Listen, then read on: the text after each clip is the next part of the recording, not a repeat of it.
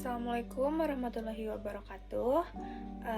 Kami kelompok 6 akan mempresentasikan tentang sosial dan budaya pada masa Orde Baru.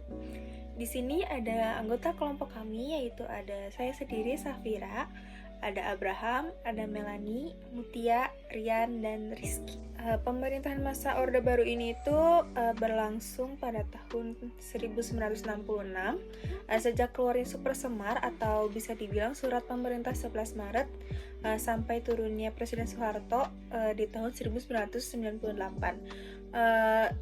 Dalam masa pemerintahan 32 tahun ini, Presiden Soeharto itu melakukan kebijakan di berbagai bidang. Salah satunya itu ada di sosial dan budaya. Kebijakan sosial dan budaya pada masa Orde Baru merancang Keluarga Berencana atau KB. Program ini dirancang oleh Presiden Soeharto pada tahun 1970. Program ini menganjurkan 2 anak pada setiap keluarga dan jarak melahirkan anak selama 5 tahun. Program ini bertujuan untuk menekan laju penduduk, pertumbuhan, dan jumlah penduduk Indonesia. Selanjutnya, program wajib belajar. Presiden Soeharto merencanakan program wajib belajar selama 9 tahun untuk siswa usia 7-12 tahun. Program ini direncanakan pada Rabu 2 Mei 1984 oleh Presiden Soeharto dan Ibu Tien Soeharto dalam upacara peringatan Hari Pendidikan Nasional pada perencanaan gerakan wajib belajar yang berlangsung di Stadion Utama. Program ini direncanakan untuk memberantas buta huruf dan meningkatkan pendidikan rakyat Indonesia.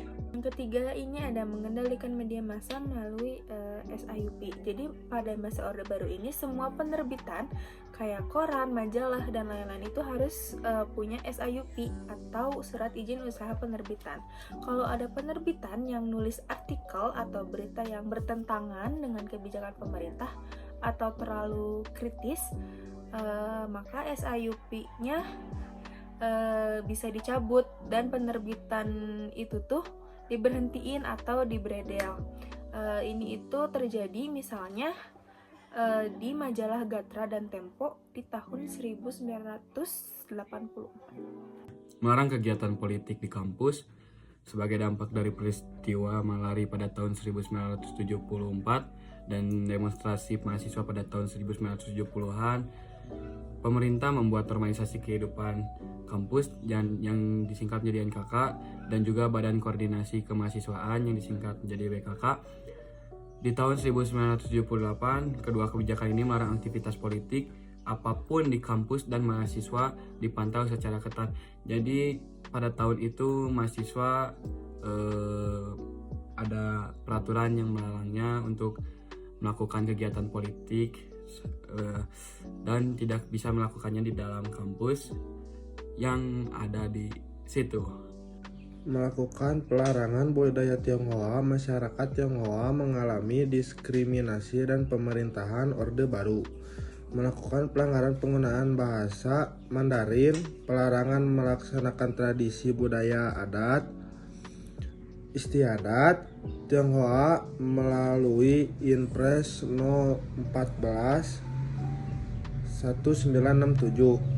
Setelah jatuhnya Presiden Soeharto, Inpres dicabut dan didiskriminasikan pada masyarakat Tionghoa dihapuskan. Transmigrasi. Membangun transmigrasi sebagai program untuk meratakan penduduk dan pembangunan di seluruh wilayah Indonesia. Orde Baru mengirim jutaan penduduk dari pulau-pulau padat, penduduk seperti Jawa, Bali, dan Madura ke pulau-pulau yang kurang berkembang seperti Sumatera, Kalimantan, Sulawesi, dan Papua.